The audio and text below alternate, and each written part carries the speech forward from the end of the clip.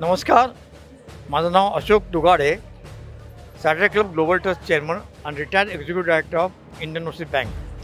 आज इथे जो कार्यक्रम आयोजित केला आहे तो मुख्यतः म्हणजे प्रज्ञावर्धिनी फाउंडेशन आणि नृत्यनाट्य प्रोडक्शन या दोन संस्थेतर्फे आज सुभाषचंद्र बोस यांच्या जयंतीनिमित्त आज पराक्रम दिवस आपण इथे साजरा केला.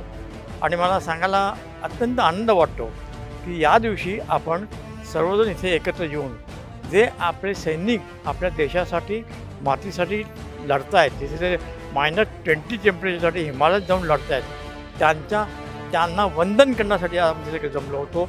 आणि आजचा कार्यक्रम हा अत्यंत उत्कृष्ट असा कार्यक्रम झाला.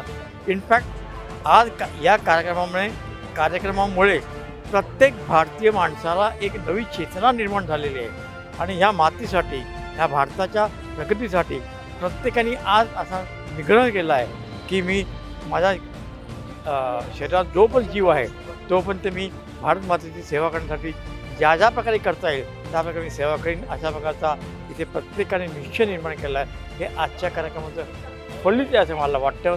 आणि म्हणूनच जे आयोजक आहेत वैशाली, रुपाली आणि आपले रानडे साहेब, त्या तिघांचं मी अभिनंदन करतो आहे की आज जो आपण कार्यक्रम साजरा केला असाच कार्यक्रम दरवर्षी आपण साजरा करूया. त्याच्यामुळे जास्तीत जास्त जे आपलं उद्देश आहे की 2047 साली संपूर्ण जगामध्ये भारत राष्ट्र हे नंबर 1चं राष्ट्र व्हावं आणि हे व्हायचं असेल तर आपण आत्तापासून प्रयत्न करणं हे अत्यंत आवश्यक आहे. आणि ते करण्याची चेतना, त्या करण्यामागचा उद्देश हा आज इथे या कार्यक्रमाने प्रत्येकाच्या मनावर भिनवला गेला. हे आजच्या कार्यक्रमाचं यश आहे असं मला वाटतं. धन्यवाद.